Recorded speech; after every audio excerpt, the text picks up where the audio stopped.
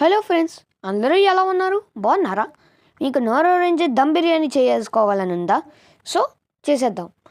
KG chicken, అల్లం వెల్లుల్లి paste, కారం, ఉప్పు తగినంత ఉప్పు, పసుపు, ఇంకా లాస్ట్ అండ్ ఫైనల్గా గరం మసాలా వేసుకుని ఒకసారి బాగా కలుపుకోవాలి. కలుపుకున్న తర్వాత వచ్చేసి మనమైతే బ్రౌన్ ఆనియన్స్ అయితే వేసుకుందాం. బ్రౌన్ ఆనియన్స్ వేసుకున్న తర్వాత మనమైతే పెరుగు వేసుకుందాం. ఒకవేళ మీకు ఎప్పుడైనా వేసుకోవచ్చు, అంటే ఫస్ట్లో కూడా పెరుగు వేసుకోవచ్చు. దాని తర్వాత పుదీనా అయితే వేసుకుందాం. మామూలుగా బయట 10 రూపాయలు కట్టు ఉంటుంది కదా, అందులో సగం అయితే వేసుకోండి మీరైతే. సో ఈ వీడియోలో చూపిస్తున్నట్టుగా మొత్తం అంతా వేసేయండి. తర్వాత ఏం చేయాలో మీకు వీడియోలో చూపిస్తాను. సో ఇప్పుడు ఇలా వేసేసుకోవాలి. దాని తర్వాత కూడా మొత్తం అంతా కూడా కలిపేసుకోవాలి. మీరు చూస్తున్నారు కదా, ఇలా మొత్తం కూడా అంతా కూడా మిక్స్ అయ్యేటువంటిగా కలిపేసుకోవాలి. సో ఇలా అయితే కలిపేసుకోవాలి, మీరు వీడియోలో చూడొచ్చు.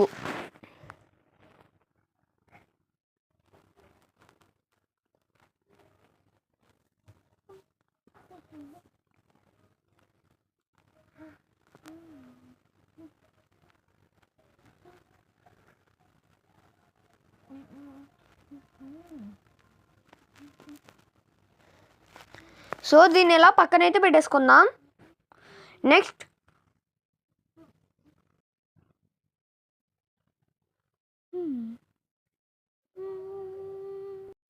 సో ఇప్పుడు ఒక జార్లోకి అయితే మనం నానబెట్టేసుకోవాలి బియ్యాన్ని. అయితే ఎంత బియ్యం అని అడిగితే మీకు ఇప్పుడు కప్పు చూపిస్తాను. అక్కడ ఉంది కదా కప్పు, అందులో 2 అన్నమాట. తర్వాత బిర్యానీ సామాన్లు అయితే అందులో వేసేసుకుందాం.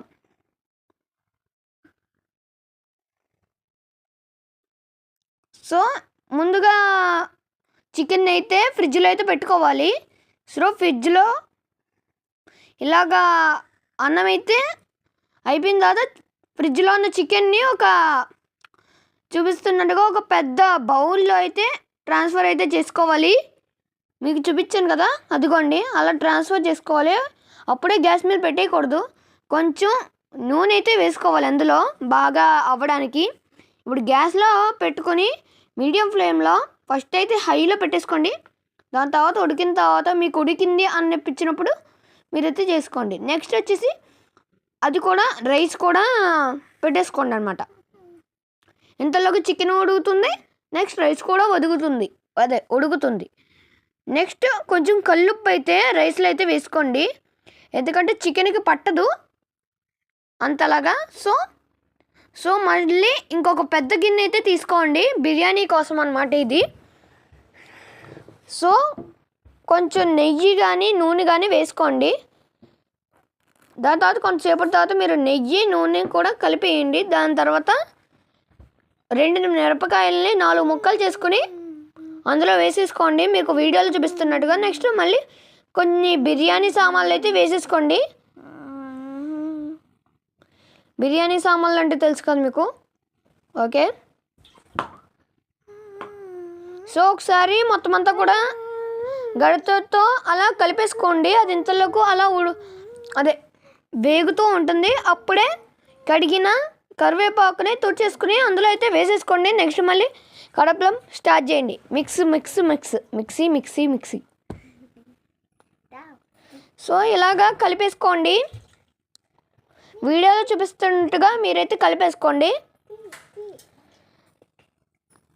సో దాని తర్వాత మనం పక్కనే ఇందాక పెట్టుకున్నాం కదా, సో ఆ యొక్క చికెన్ని ఇందులోకి అయితే వేసేసుకోండి. మీకు వేసినట్టుగా చూపించలేదు, ఆ వీడియో క్లిప్ అయితే లేదు. తర్వాత రైస్ కూడా వేసేసుకొని అలా రైస్ని వేసేసుకొని దాని మీద కొన్ని బ్రౌన్ ఆనియన్స్ అయితే వేసేసుకోండి.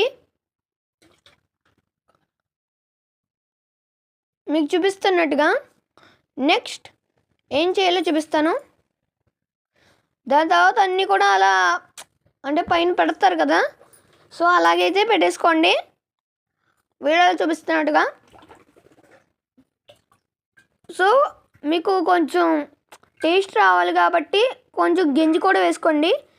గంజి వేసుకోమన్నానని చాలా ఎక్కువ వేసుకోవద్దు, జస్ట్ టీ స్పూన్, అదే టీ కప్పు అంతా. నెక్స్ట్ టీ స్పూన్ అంతా నెయ్యి కూడా వేసుకోండి, సూపర్ ఉంటుంది టేస్ట్.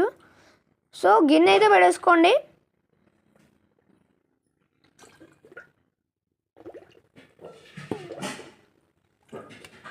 ఒక 10-15 నిమిషాల తర్వాత తెరిచి చూస్తే మన యొక్క బిర్యానీ, అదే దమ్ బిర్యానీ అయితే రెడీ అయిపోతుంది. మీరు చూసారు కదా ఎంత బాగా వచ్చిందో, ఒక్కసారి మీరే చూడండి ఎంత బాగా వచ్చిందో కదా, మీరే చూడండి ఒకసారి. ఓకే, ఇంకా వీడియోస్ కావాలంటే మన ఛానల్ని సబ్స్క్రైబ్ చేసుకోండి ఫ్రెండ్స్. బాయ్.